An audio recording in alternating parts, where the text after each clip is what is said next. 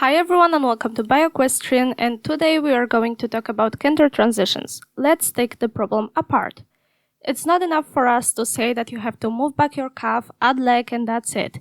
If that kind of an explanation doesn't come close to clear, then this video is definitely for you. So let's start from the top. Before each and every attempt to canter, we have to perform a half halt, an effective one. And then the cue to a canter transition must be given while the half halt is still working. That is, the horse is listening to us. This is where the first mistake usually occurs. The lack of a half halt causes the horse to canter only after the second or the third command, if ever. To understand the half halt better, take a look at our video on the half halt.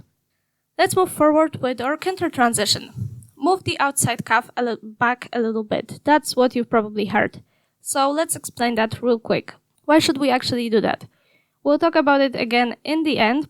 So basically we need to move the entire leg back, causing our seat to become a little asymmetrical and adjust to the 3-bit asymmetrical gait, that is the canter.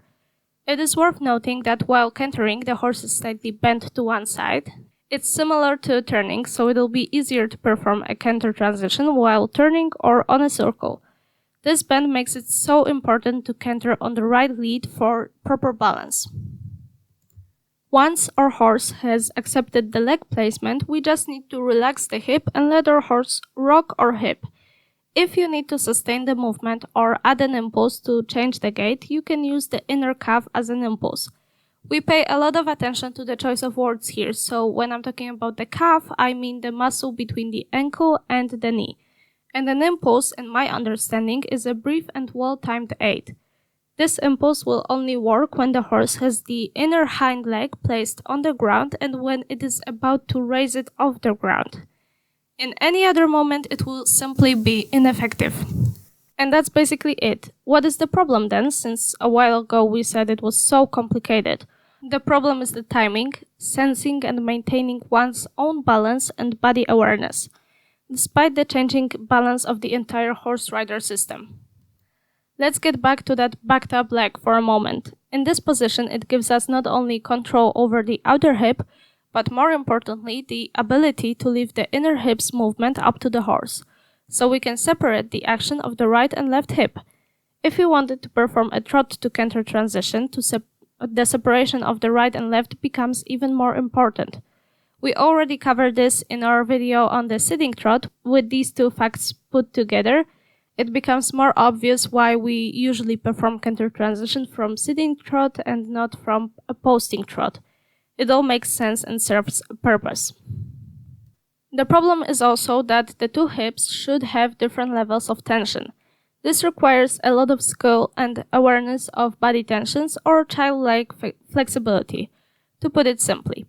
Usually, the rider simply has trouble trusting the horse enough to leave the movement of the hip completely up to the horse without stiffening the inner part of the body. So what about the balance? It simply varies through the different phases of canter, and we need to react quite quickly. We personally separate the center of gravity and weight. So the center of gravity remains above the horse's center of gravity, closer to the right or left side, but always near the horse's spine. But depending on what phase the horse's legs are currently in, the rider presses on the seat of the saddle with different force and with different parts of his body. And so, in the canter, we firstly put our weight on the outer hip. I bet that's not how you thought it goes. Since the horse's inner back leg is supposed to step under the horse's body and push it forward and up, we can't put our weight on it. We are supposed to leave the inner hip at the horse's disposal or even let the entire force of the back leg pass through it. The interesting thing is that when we look at this movement from behind, one side of the rider's body in the beginning phase of each canter step is clearly shorter. Well, and this is where flexibility is needed.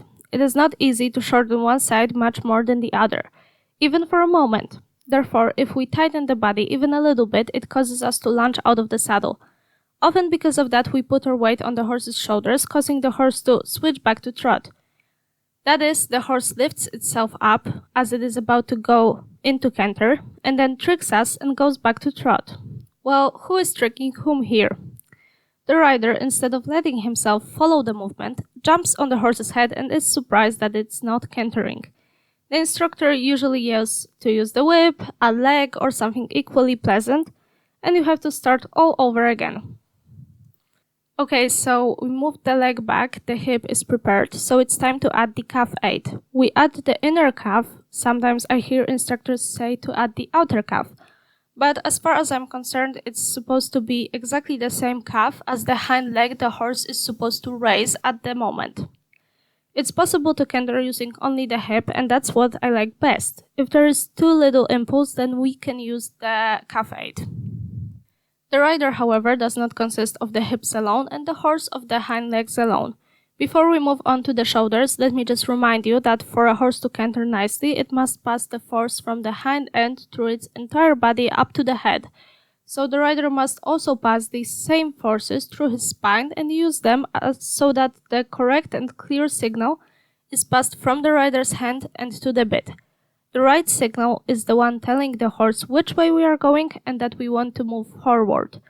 Forward because we still want to canter. I'll get back to that in a moment. What about the shoulders? Well, at this very moment, this is the element that compensates for changes in the balance of the hips. The shoulders should be parallel to the ground. It's even more interesting when we take a look at things from above. Nothing here is straight, as you can see. Since one hip travels forward in front of the other, then the arms must somehow compensate for that. Again, we are back to the bend and shortening one side of the rider's body. Let's do it the same way as we would in a turn.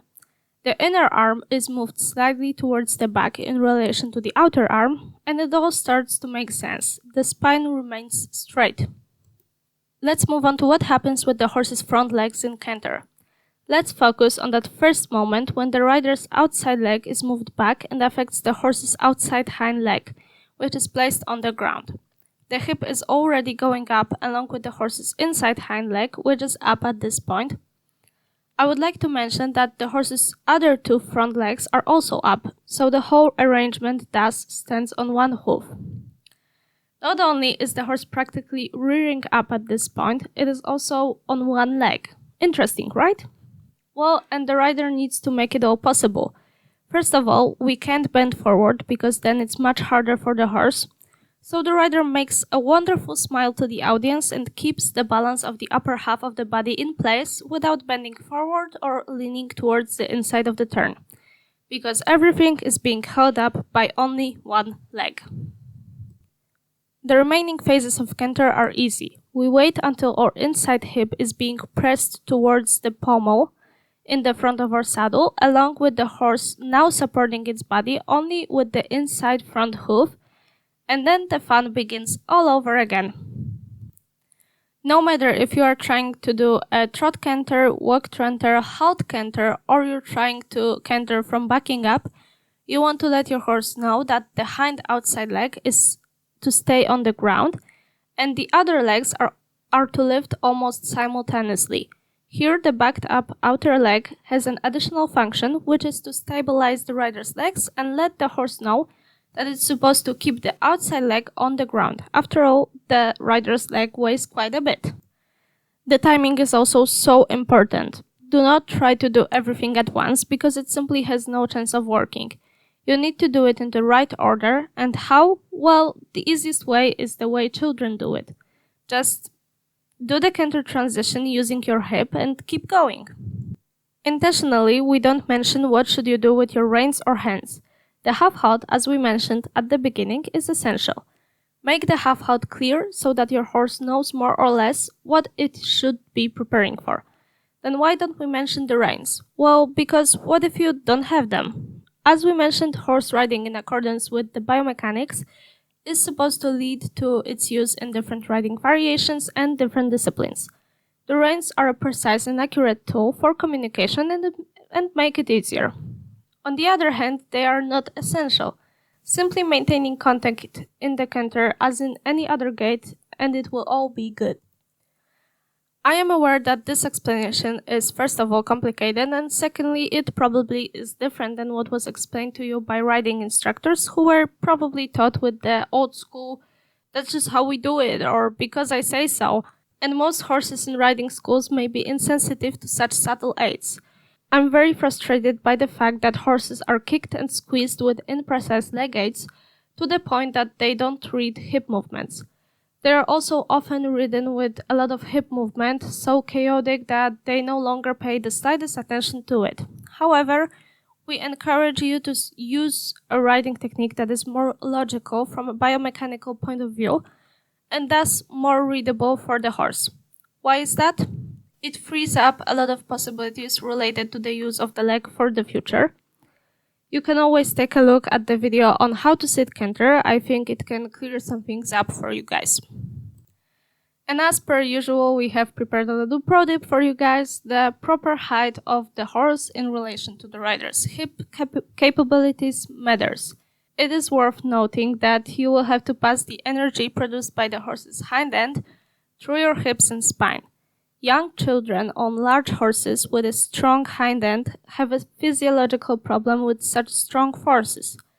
If we are actually talking about competitive riding and sitting a canter rather than riding in 2-point, a small pony for a small child is a better choice because of the excessive use of the hips and spine. Also, if you already have limitations in hip mobility, choose horses with a very calm hind end action in the canter or ride in 2-point.